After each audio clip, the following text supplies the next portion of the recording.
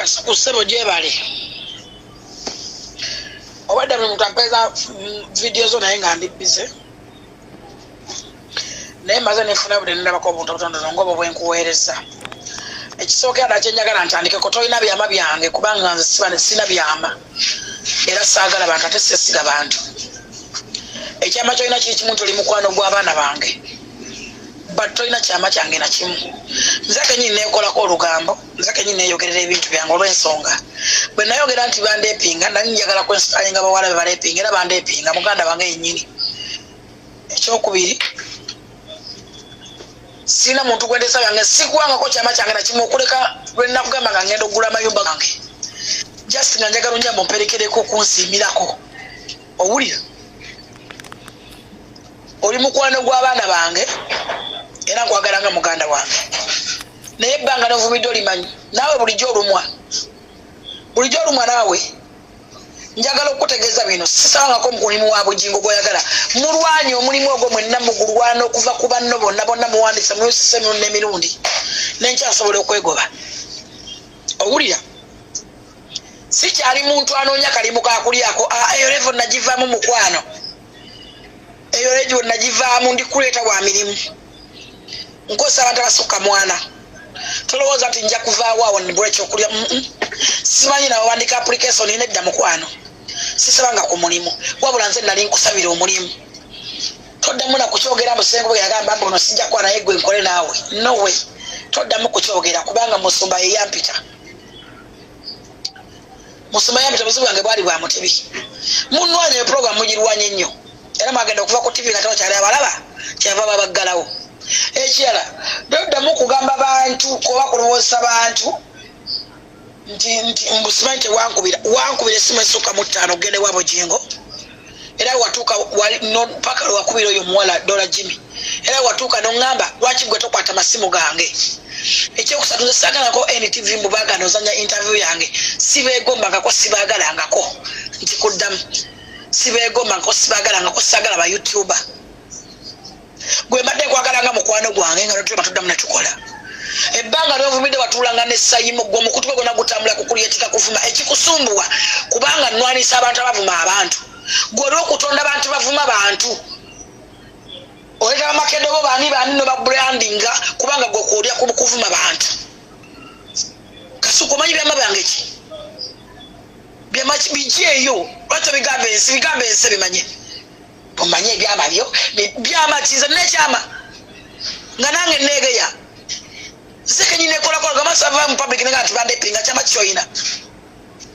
bawa ngomanyi kuwewa ko badojjawo sanalizekewo abana bango bamanyi kyama kyoyina kyoboyogera ogambye mbwate mbo muli bali bagala kuguwa gwe mbwate simanyi nakugamba ate nakuyitanga bamuvudde kukola nenjagala nkutwale ku sorti mbasabire omulimu nembayita tu meeting gwe yogora abigatta mwe mwasalawo okufumba mbozi na kucreatinga gabozi gavuma bantu ganafuya abantu ne mupanga bisole bivuma abantu ne wono nvuma nja kubavuma mwenda kama bali mbaya kila muntu kila nani nja kubavuma kino kikulabula boboli mugezi njamo kama bulijjo nawe olumwa owinde bakiruma ngabo walumiddwa bantu boyita ne bavuma abantu nabo abayina abaana ogambe nayogedde ku baana banayogedde kibiki nagambe kasukolekera okubakinga abantu abavuma abantu gwe wayita ku mukutu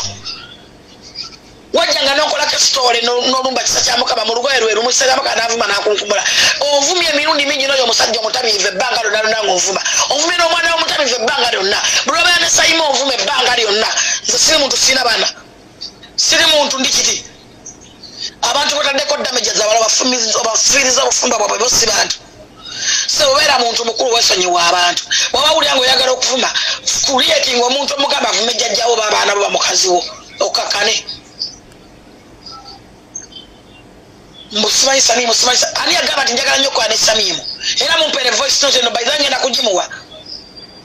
Samimu yajja nnonya nkole naye interview sinze munonya nze sina vibe eyo musimanyi mpisawo vibe tolimba abantu vibe byebiki mwabante muvuma ne mutukana bavuma mbagenda kutonya padi simanyi besabike bakole ki si bantu olw'okuba ekivuma abantu njagala okukimalawo tuwakiwanyisa kati gwe olw'okubanga olaba kabaata ndi kusaidiya akabaata olumwa oyagala mbere ku side yo kubanga mga muli musobi si wagira side eri musobi muntu ne wabera wange toddamu kunjogerako bintu bya simatu era bona ovuma nja kukuvuma sino yako muli mukusoto oba gwagala genda nakati wandika yusi sengobe nenjasobola otagendayo si kyali muntu anonya sino bayizabere bakakubulire sina muli mugenda ninonyeza kagubere gwa Museveni yanonyeza na papa appointment letter manyi batawanya kibaluma nesi sigunonyangako buchangamba otebali mnogo abokata TV sagunonya sino yako ku mulimu simanya wakola application ongaye musimanyi wasula moto bakugeya simanyi sula moto bakugeya wale ontutte wani nkututte mbantu bangi kabere babajire nze nabakulaga gwe wale ontutte oyogede nakola appointment simanyi sita usimeka ali gwe nantutte ne mutege kitatu bane musawa de mitwale ebiri musime ku bantu nga bakyali balamu wakola story ku mwana wange gwe ne sayimo notukoga atali muntu abanja jatawola gwe kenyini ngoli kusimpoke ngato mmanyi bulungi toina nabyo ngamba nawe oluma bulijjo nawe oluma kati olumidwa kasukubera muntu mukulu muve ku bantu bonovuma nja kuvuma owalesa kivuka na kivuma mara kinkunkumula wakigameko mu kinveko fana tuli bantu kati olaba mbo kyaka batakikuluma nnyo gwe kyakulumya kiri kimu kuba nawagidde gavumenti ebateekeko emisolo ate era nja kugiwagira 100% mukola sente kubanga mwina ne bakitunzi mu katale nze sigema nko mutabani wontino bamugobe omukazi yagana waskaiti yagana okwesiga mutano naganti mufe naganjagala kasuku ne mugambe tisokere kankwele kasuku ajje bwe wajja ogenda kusaina contract ya mwaka ne gamba 5 gange mpaka 5 contract milioni 2.2 maka mulamba bwe kusaka mitu 5 ofirwachi bwona padde muri mukyaba na mtoto waniwe nale kuyo ruseke yogera okulega wali waguni watu na kupiza bondi yana leo pize miundi 3 yogera watu na wampa usente ku wantu nze wenkututte musime ku bantu namwe ekyobuka kibala padde keki jiwampa eyo mwana ange ya baside no mwana ange no musirikire mitwalo 10 yogera ekyachi bali mpadde kiro bunja kogerera mabyo yako obanze nange mbiye yogerera zenne yogera bale woma mutasamirirwa bantu mwe mwanta manda bakowa kasuko wakola nga nange interview ane yafuna mu munne mbera fetu bayimiriza era fetu babeza febe muletere ebizibu mu wanuze entalo febe muteka mu kamera bamane toga mwe babasasula mulange dagali simanyi dia amazige kikyala simanyi lyaki byonna byonna mubiranga nga fetu bawadde interview kunze nawe kati sukusebani yafunanga mu munne mbubali nafuna ebizibu mnasigala nga mujjako interview nakuyita ko njango njako interview era nakera ku matane ngo aba YouTube nawe nenkugoberamu lwasi yogera mazima nze nabakowa so simwe mwankowa nze nabakowa nabetamwa era nabakuta nalangirira lwatu ngenseraba yisima bwe yafa yisima bwe yaita omwana we atekenga ku kamera naye akolenga mazotegera nti YouTube esasula sente wakolota tewamuzira mujjako interview nga toyagala afune wayagala mujja mu bujja nalangira nga muntu amujjako interview mu 25 musajja kula puza bwe batonjeko interview nembaaki nga bwe nakuita ndi jangu ntukole oba wankeranga mu kiro kumachango va kuti mkula ibyo no jana tukola interview kuze na wani afunanga mu munne guteka ebyo ku YouTube channel kubanga wakola contract zo ne company zo kolera no sasulwa bera mu common sense ekyo kubiri nze ofidwa mukwano kimusumbali ya kuchawa cha wadda musumbali ya kukowa wave wa musumba mujjako interview na mayomba nono nya sempa navuma bujengo namuvanga waina malibu ngabwa aina ki ngoma zo okulaga nyumba ya bujengo funye views mutwalo ne mutwalo wasibira wa sempa musumba na kweta mwana kukowa ne bujengo kungamba kutagamu kukogerako wanongo muyimbira ku masasi na interview nazo okola za masasi bujengo ya kweta kuva ku mutima ne mukazi we